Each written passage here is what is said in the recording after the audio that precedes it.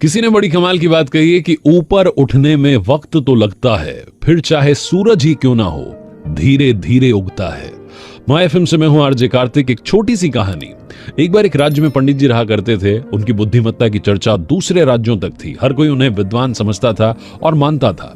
एक बार इस राज्य के राजा ने उन्हें अपने दरबार में बुलाया। उनसे चर्चा शुरू हुई, बहुत सारी बातें हुई। जब ये पंडित जी जाने लगे तो राजा ने कहा कि रुकिए ब्राह्मण देव, आपसे एक बात करनी थी। आप इतने बुद्धिमान हैं, आपके बारे में बहुत लोग कहते हैं कि विद्वान है, महान है, लेकिन आपका बेटा जो है ये मूर्ख क्यों है? पंडित जी को बुरा लगा। पंडित जी ने पूछा कि महाराज क्या हो गया, आप मेरे बेटे को मूर्ख क्यों कह रहे हैं? तो राजा ने बताया कि आपके बेटे को सोने और चांदी में से क्या मूल्यवान है यही पता नहीं है। जैसे राजा ने बोला, पूरा दरबार हंसने लगा। पंडित जी के वहां पर खिल्ली उड़ गई।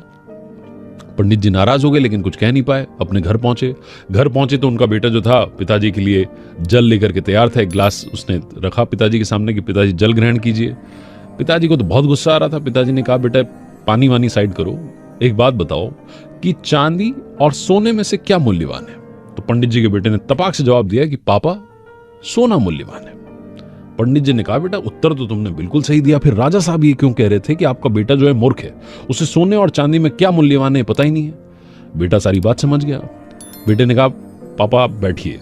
पिताजी, मैं आपको सिर्फ एक बात बताना चाहता हूं कि जब रोजाना सुबह अपने स्कूल जाता हूं ना, विद्यालय के लिए निकलता हूं जिस रास्ते से, राजा साहब वहां पर खुले में दरबार लगाते हैं।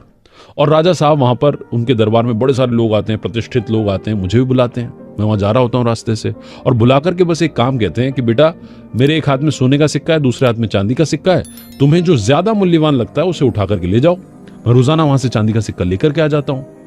फिर लोग मेरी मजाक उड़ाते हैं, मैं तो चुपचाप घर आ जाता हूं। तो पंडित जी ने कहा कि बेटा जब तुम्हें मालूम है कि इन दोनों में से क्या मूल्यवान है, तो सोने का सिक्का उठा करके घर आ जाओ ना एक बार।